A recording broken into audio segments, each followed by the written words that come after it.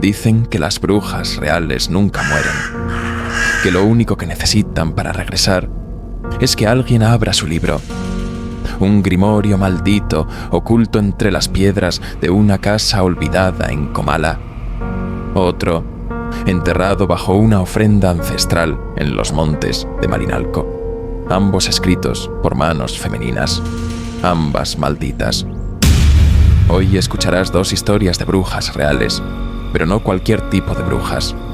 Estas fueron brujas famosas, temidas, invocadas y perseguidas. Y sus maldiciones aún se cuentan en las regiones donde su magia se practicó y jamás fue erradicada. Este relato no es ficción, es una advertencia. A finales del siglo XVIII, cuando los ecos de la Inquisición aún susurraban en los muros de los conventos, Comala era un rincón oculto entre laderas brumosas, donde las sombras parecían tener voluntad propia. Allí, entre cafetales ásperos y caminos de piedra, nació Isabela en una noche de luna roja, durante una tormenta sin trueno. Su madre, partera sin iglesia, murió antes de cortar el cordón.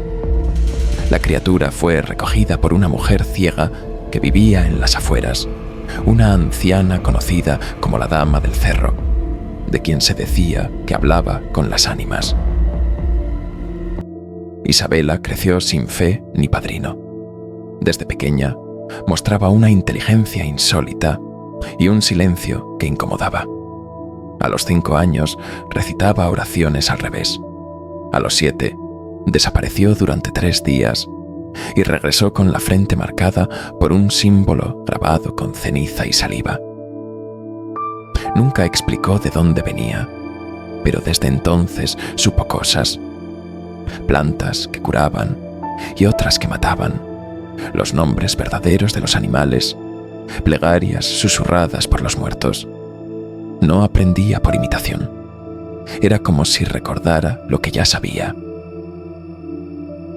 La gente comenzó a temerle antes de necesitarla, pero los años duros no perdonan supersticiones, y cuando las cosechas fallaban o la fiebre se llevaba a los niños, los pobladores cruzaban el río para buscarla. Isabela no cobraba con monedas. Ella pedía cabellos, dientes, sangre menstrual, uñas y huesos de difuntos. Sabía que el precio real de la magia era la transformación. Quien pedía algo cambiaba en el proceso, y no siempre para bien. El origen de su poder no venía de ningún aquelarre. No había aprendido de un maestro. Decía que su conocimiento venía de los huesos de la tierra, que la montaña la llamaba por su nombre secreto, que en sueños, los antiguos, los que eran antes de los santos, le dictaban palabras que ardían como fuego en la lengua. A los 23 años desenterró su primer grimorio.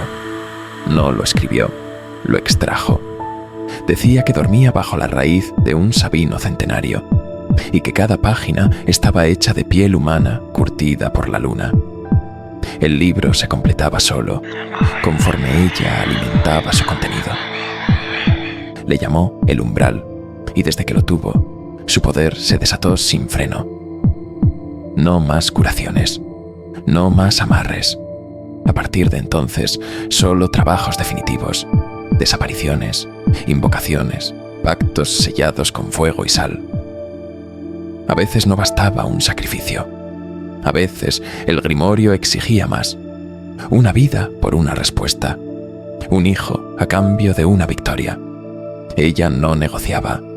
Solo escribía el trato en la página correspondiente y sellaba con sangre. El pueblo entero sabía que cada vez que un cuervo se estrellaba contra la cruz del campanario, era porque alguien había pagado una deuda. Pese al terror que generaba, Isabela no se ocultaba. Tenía una choza al sur del Camino Viejo, adornada con huesos, muñecos de trapo y manos de venado. Quienes entraban salían distintos. algunos mudos, otros envejecidos, algunos no salían, pero todos, incluso los más devotos, terminaban recurriendo a ella, porque su magia funcionaba, porque no había santo que escuchara mejor que Isabela. Sus motivaciones no eran el caos ni el castigo, sino el equilibrio. En su visión, el mundo estaba enfermo, y su poder era una cura amarga. No deseaba poder político, ni riqueza, ni adoración. Solo temía una cosa: desaparecer sin dejar huella. Por eso comenzó a registrar cada pacto en el umbral, cada hechizo, cada conjuro prohibido. Isabela buscaba la trascendencia, pero no como mártir. Su fe era antigua, más cercana a los ciclos del sol y la sangre que a la cruz. Y su deseo más profundo era que su saber no muriera con ella, que su nombre y su maldición cruzaran los siglos como una sombra sin dueño. Y lo logró, porque el libro aún existe y la historia apenas comienza. Las lluvias de agosto llegaron con una furia distinta ese año. Comala amanecía envuelta en bruma, con el aroma a tierra mojada mezclado con algo más denso, como resina quemada o carne en descomposición. Los perros no ladraban, las gallinas no ponían huevos, y cada amanecer parecía más gris que el anterior. Todos lo sabían, aunque nadie lo decía en voz alta.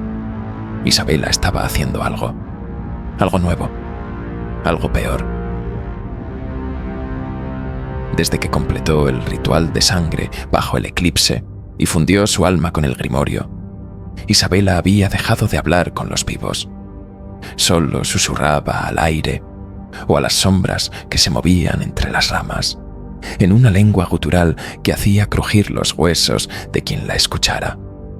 Se decía que ahora no cobraba con dinero ni con favores, cobraba con miedo, con carne, con memorias. La primera señal fue la muerte de la nieta de Amado Reyes, un campesino desesperado por cosechar en tierra yerma. Le entregó a Isabela el nombre de la niña, a cambio de un milagro para sus campos. La bruja le tocó el pecho con una garra de coyote y le dijo que la tierra bebería con gusto la sangre más joven. Días después, el maíz creció como nunca antes, pero la niña fue hallada en el río, con las cuencas vacías y la lengua envuelta en hilo rojo. No pasó una semana antes de que otros llegaran, uno tras otro, con ojos hundidos y el alma rota. Isabela los recibía en la parte trasera de su jacal, bajo un techado de pencas secas donde colgaban restos de mandrágora y fémures de aves. A cada uno le ofrecía una solución, y a cada uno le cobraba con una parte del alma de otro. Don Gregorio, el boticario, le dio el nombre de su rival de tierras. El rival apareció empalado con su propia pierna en el centro del camino. Margarita, la comadrona, le pidió protección para su hijo enfermo. A la semana, su esposo fue encontrado sin dientes, sin uñas, con el pecho abierto y una figura tallada en el esternón. Pero no era solo el precio, era lo que venía después. La presencia de Isabela se expandía como moho. Las flores se marchitaban al paso de su sombra. Las gallinas ponían huevos negros. Y en las paredes de adobe empezaron a aparecer símbolos grabados a fuego, sin que nadie los dibujara. Una X invertida, un ojo de reptil, una cruz encerrada en un círculo de espinas. El pueblo comenzó a quebrarse desde dentro. Nadie confiaba en nadie. Todos sabían que alguien podía haber ofrecido su nombre a Isabela. El miedo se convirtió en lengua común. Las velas se encendían de día. Los niños dormían con cuchillos bajo la almohada. Y entonces ocurrió el ritual del río. Fue en la tercera noche sin luna. Un hedor insoportable inundó la ribera. Los animales huían del cauce, y las mujeres que lavaban ropa regresaron con vómitos y la piel quemada. En la oscuridad, bajo la ceiba mayor, Isabela apareció rodeada de 7 figuras con sacos en la cabeza. Eran hombres, algunos aún vivos, otros ya muertos. Los colgó de los pies, les abrió el abdomen y escribió con su sangre sobre el agua. Quienes vieron aquello enloquecieron. Una mujer arrancó sus propios párpados. Un niño se arrojó a un pozo. El sacerdote del pueblo fue hallado colgado en la sacristía, con las manos atadas y la palabra retorno escrita en su frente. Después de ese ritual, la tierra se volvió inútil. Las cosechas se pudrieron. El agua se volvió negra. Y por las noches una risa hueca cruzaba el viento.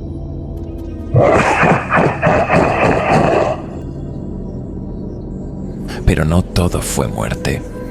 También hubo una mujer que se atrevió a enfrentarla. Clara Ramos, huérfana de 3 hermanos y madre de una niña que apenas hablaba. Dicen que Clara subió al monte con una cruz de espinas y una jaula con sapos, buscando el corazón enterrado de su hija, que Isabela había tomado como pago por una deuda que nunca pidió. Clara no volvió, pero esa misma noche, una de las casas del pueblo ardió con fuego azul, y en medio del incendio, alguien vio a Isabela, desnuda, cubierta en sangre, cantando en lengua antigua mientras sostenía su grimorio sobre el pecho. Alrededor de ella, sombras con rostro de niño giraban en círculo, devorándose entre sí. Fue entonces cuando el pueblo decidió que debía terminar, no por justicia, no por religión, por miedo, por supervivencia. El juicio sería una farsa, el castigo una advertencia, y todo estaba a punto de comenzar. El fuego del juicio no vino de una hoguera, sino del miedo acumulado en cada rincón de Comala. Al amanecer del día elegido, los hombres del pueblo se reunieron en silencio, armados no con fe, sino con herramientas de labranza, hoces, azadones, sogas endurecidas por la humedad. No hubo campanas, ni sermones, solo el crujir de la tierra bajo las botas. Isabela no opuso resistencia. La encontraron de pie frente a su jacal, con el grimorio apretado al pecho, cubierta de hollín y con la mirada perdida. Era como si supiera que ese día llegaría, como si lo hubiera escrito ella misma. La ataron de manos y pies con soga de maguey y la llevaron al interior de una cueva que alguna vez fue un sitio sagrado para los antiguos. La conocían como la boca del diablo, una grieta profunda en el monte, cubierta por enredaderas y humedad, donde ni el eco regresaba. Allí, los más valientes cavaron un hueco en la tierra oscura.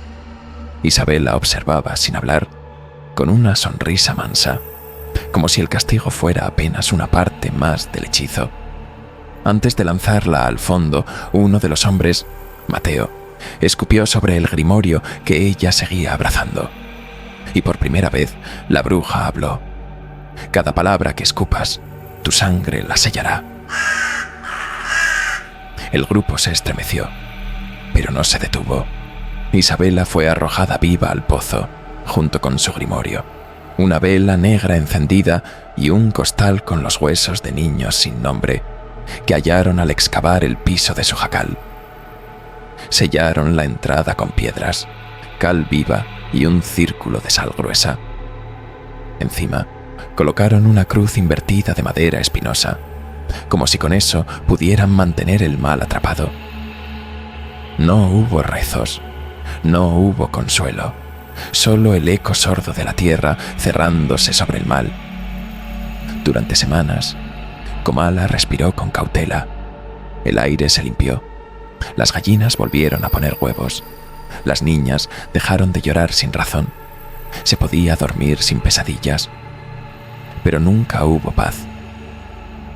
Mateo murió primero.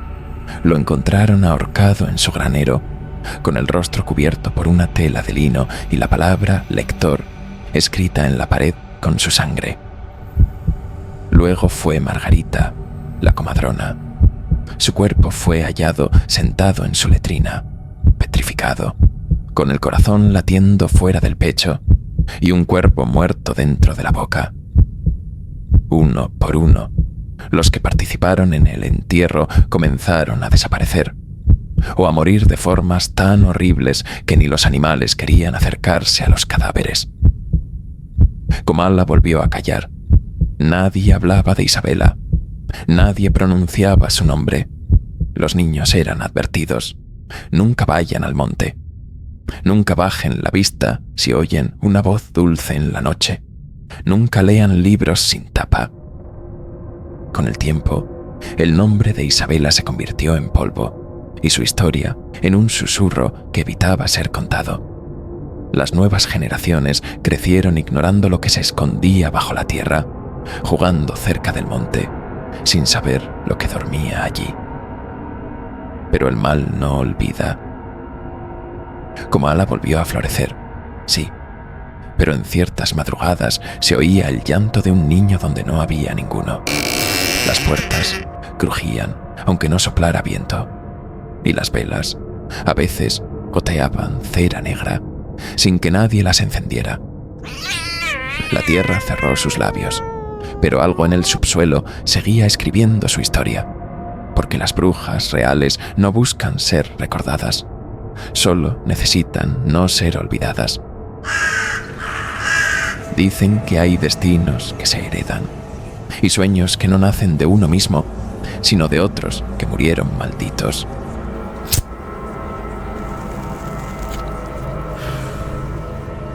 Décadas después de que el nombre de Isabela fuera borrado de la memoria de Comala, una mujer extraña apareció en el pueblo. Nadie la conocía, nadie la esperaba, pero ella caminaba como si ya supiera cada rincón, cada sendero, como si ya hubiera estado allí antes.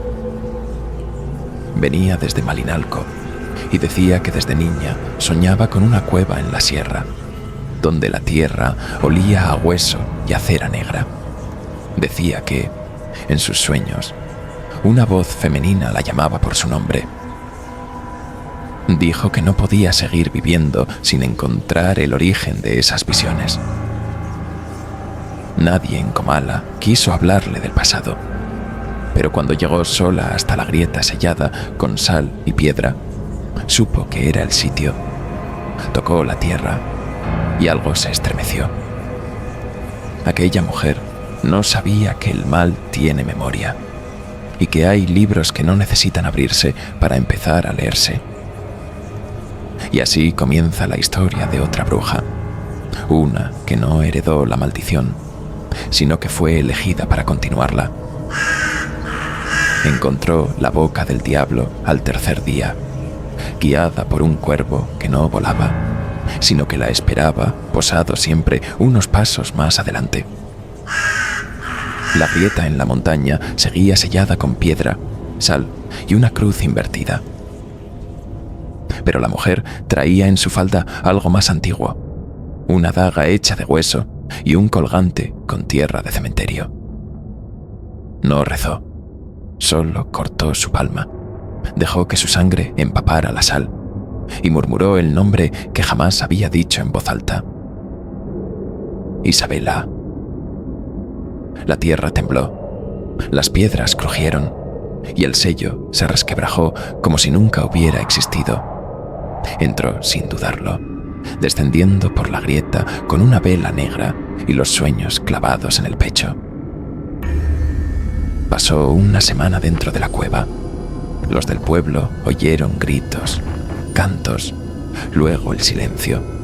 Pensaron que estaba muerta, que el mal se la había tragado, pero la mujer no murió. Durante 7 noches, el espíritu de Isabela se le apareció entre susurros de azufre. primero como un murmullo que surgía de las paredes húmedas, luego como un rostro flotando en el humo de la vela. La última noche, Isabela se sentó frente a ella con el grimorio en las manos, cubierto de sangre seca y marcas que se movían como gusanos. «Te he esperado», le dijo. «No eres mi sangre, pero llevas mi sed». La mujer no respondió, pero su corazón palpitó con la cadencia exacta de las palabras del grimorio. «El pueblo te negará, tu nombre será blasfemia, pero si haces lo que yo hice, y más, todo lo que desees será tuyo». La bruja de Malinalco asintió.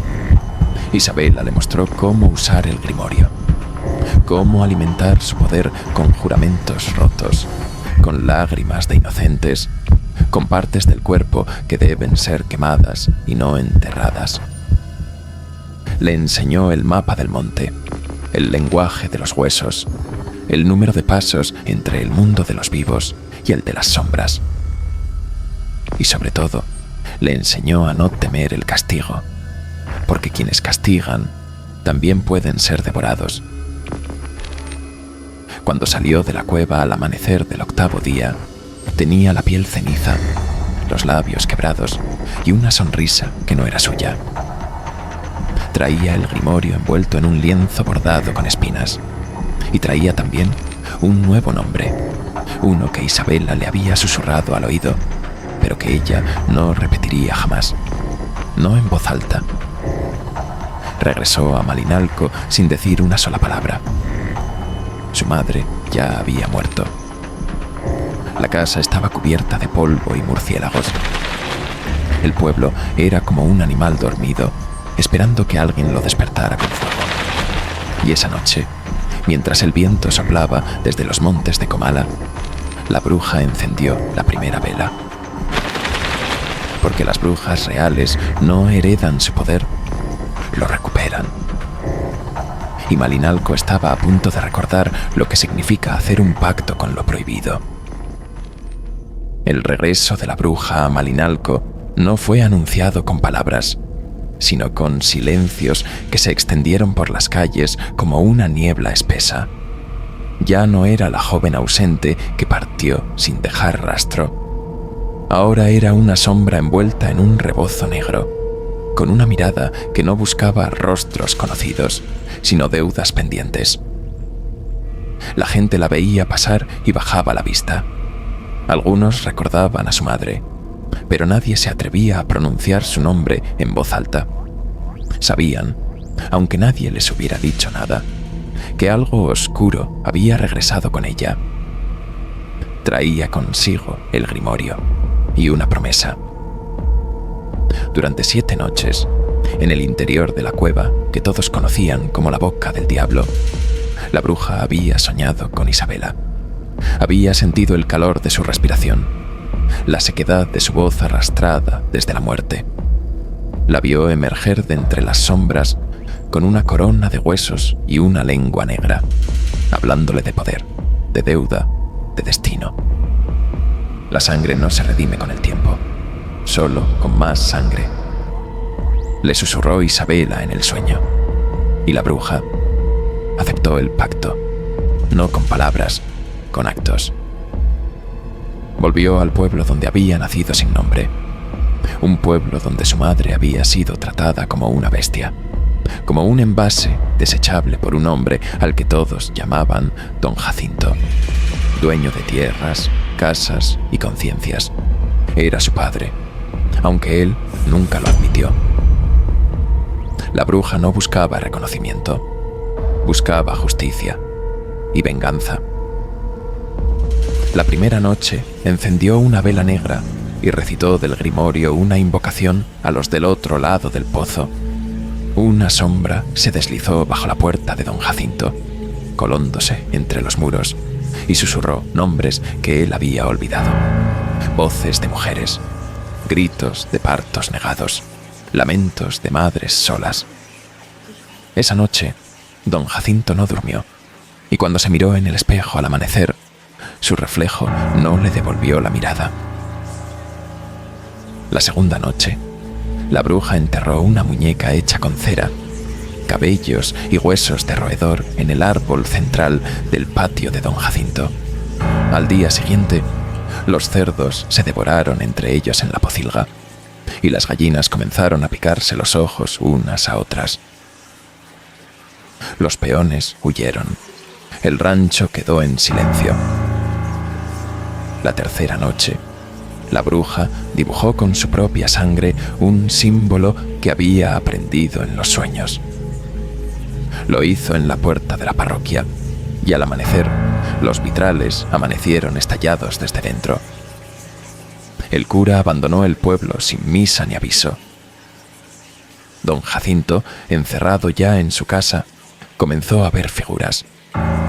Una niña sin ojos en la ventana, una mujer desnuda caminando entre las paredes, el olor a leche agria en su lecho. Escuchaba voces por las noches. Una de ellas decía su nombre como si fuera una condena. Jacinto, Jacinto.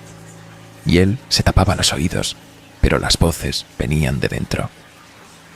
La bruja no se mostraba, no se paseaba por el pueblo, pero cada noche los habitantes sentían el pulso de algo que se acercaba.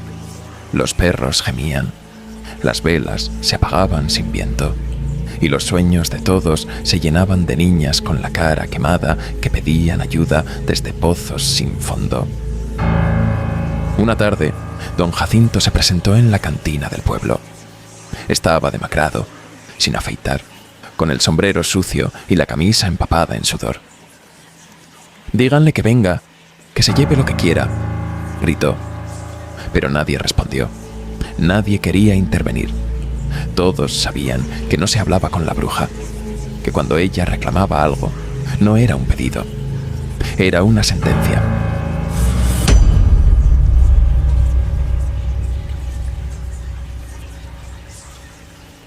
La sexta noche, don Jacinto amaneció con la piel llena de letras. No tatuajes, no heridas, letras que latían bajo la dermis como insectos. Un verso del grimorio repetido una y otra vez. La simiente sin honra volverá a la tierra por la sangre no dada. Fue entonces cuando él recordó el rostro de la mujer a la que había negado, su mirada asustada, el llanto silencioso, y luego a la niña que corrió desnuda por la lluvia, escapando de su casa, escondiéndose en los cafetales. Había sido ella, siempre había sido ella. La séptima noche, el pueblo amaneció con todas las campanas rotas.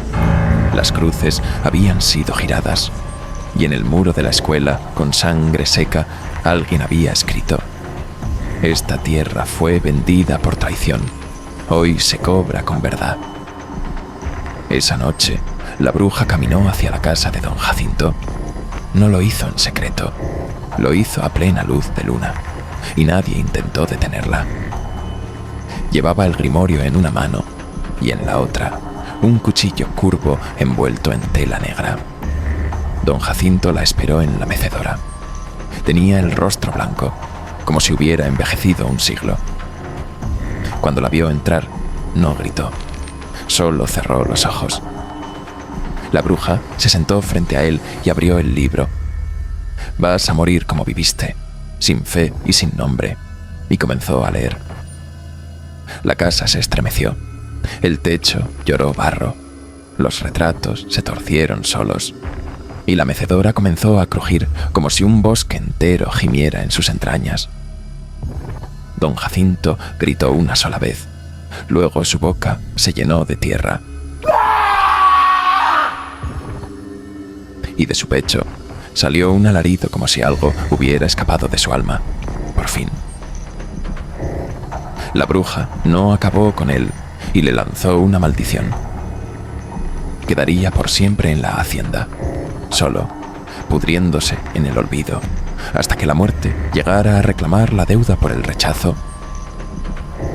La bruja no lloró, no tembló, se levantó, cerró el libro y dejó el cuchillo sobre el corazón de Jacinto. Malinalco había sido purificado, pero el grimorio no se cerró del todo, porque aún faltaba una deuda por saldar. El fuego no vino del cielo, sino del alma de Malinalco. Cuando regresó al pueblo, no quedó rastro del hombre que una vez fue don Jacinto. El hacendado que antaño mandaba con la voz y con el látigo, yacía ahora en un rincón de su casona, balbuceando frases sin sentido, devorado por visiones de su juventud, por la culpa que nunca quiso mirar a los ojos. Su mente, como su cuerpo, se pudría. La bruja no necesitó levantar la mano. Cada noche, un cuervo picoteaba el tejado de la casa del viejo. Cada madrugada, las gallinas del solar se desangraban sin causa. El agua se ennegrecía al tacto de sus sirvientes, y en los espejos todos veían un rostro que no era el suyo. La bruja de Malinalco caminaba entre los habitantes del pueblo con la frente alta, los ojos como carbones encendidos. Vestía de negro, el cuello cubierto con un velo bordado en símbolos antiguos, el mismo que halló en la cueva donde escuchó el nombre de Isabela. Dicen que le hablaba al grimorio por las noches, que no dormía, que le bastaba mirar a un hombre para saber cuánto daño era capaz de causar. Una noche sin luna, la casa de don Jacinto fue tragada por el silencio. No hubo fuego, pero las paredes se resquebrajaron como si un mal antiguo las recorriera. Los sirvientes desaparecieron, los relojes se detuvieron. Don Jacinto fue hallado solo, sentado frente a un retrato que ya no mostraba nada. Sus ojos estaban abiertos, pero no veía. Su lengua colgaba amoratada. Nadie supo cómo murió. Nadie oyó nada. Solo se supo que la bruja había pasado por allí. Y el pueblo, una vez más, guardó silencio. La bruja subió al mirador del viejo templo y allí, ante los curiosos y los cobardes, pronunció su condena. Volveré cada vez que un padre rechace a un hijo, cada vez que un hombre niegue su sangre, cada vez que la vergüenza ahogue el amor. Mi voz será la pesadilla de los que hieran a los suyos, mi sombra, el eco de cada traición, mi nombre, la maldición de cada estirpe que esconde su crueldad detrás del apellido. Y descendió de la colina sin mirar atrás. Desde entonces, las historias no cesaron. En Malinalco se dice que cada generación nace con uno que escucha su voz, que en cada parto donde el hijo no es reconocido, algo se arrastra en las paredes, que cada vez que un hombre miente a su sangre, una vela se apaga sin explicación. A veces, el grimorio aparece sobre el altar de una iglesia cerrada, o entre las ramas de un árbol partido por un rayo. Nadie lo conserva por más de una noche, y nadie sobrevive al intento de quemarlo. Dicen que la bruja murió, que su cuerpo descansa en un nicho de obsidiana bajo un templo abandonado, pero que su alma camina cuando cae la niebla, que su venganza aún no termina, porque siempre hay un Jacinto, siempre hay un rechazo, siempre hay una hija que clama justicia. ¿Y tú, que has escuchado su historia, estás seguro de que la sangre que niegas no la invocará? ¿Estás seguro de que el silencio de tus antepasados no te entregó ya al destino? Porque las brujas reales no se desvanecen, solo se transforman. Y a veces basta con nombrarlas, porque siempre hay una bruja, y algunas, como las de Comala o Malinalco, dejan maldiciones que jamás se borran. Ahora que has escuchado su historia, ya no puedes olvidarla. Isabela, Comala, Malinalco, el grimorio, no buscan ser recordadas, solo necesitan no ser borradas. Y si estás aquí, ya formas parte de la maldición. Dime, ¿crees que un libro puede transmitir la voluntad de una bruja? ¿O acaso ya soñaste con esa cueva?